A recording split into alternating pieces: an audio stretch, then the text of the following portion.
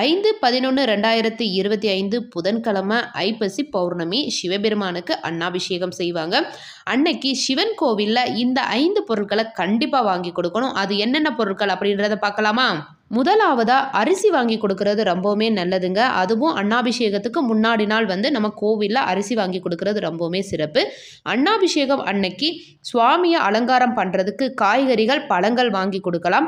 அர்ச்சனைக்கு வில்வ இலைகள் வாங்கி கொடுக்கலாம். அன்னைக்கு அபிஷேகத்துக்கு பால், தயிர், கரும்புச்சாறு, இளநீர், முக்கியமாக திருமஞ்சன பொடி வாங்கி கொடுக்கறது ரொம்பவுமே சிறப்புங்க. இதெல்லாம் செய்யும்போது உங்களோட வாழ்க்கையில் கண்டிப்பாக ஒரு மாற்றம் ஏற்படுறத நீங்களே கண்கூட பார்ப்பீங்க. இதெல்லாம் செய்ய முடியல அப்படின்னா கூட பூக்கள் வாங்கி உங்கள் கையால் பூக்களை தொடுத்து ஓம் நமச்சிவாய சொல்லிட்டே பூக்கள் கட்டுங்க. அதை அப்படியே கோவிலுக்கு கொண்டு போய் சாமியோட அலங்காரத்துக்கு கொடுக்கலாம். அப்புறம் முக்கியமாக அந்த நாள் ஒரு 3 பேருக்காவது சாப்பாடு நீங்கள் வாங்கி கொடுங்க.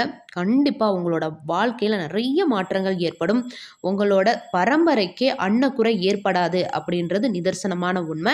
உங்களுக்கு சிவபெருமானை ரொம்ப பிடிக்கும் அப்படின்னா இந்த வீடியோக்கு ஒரு லைக் கொடுத்துட்டு ஓம் நமச்சிவாய அப்படின்னு சொல்லிட்டு கமெண்ட் பண்ணுங்கள்.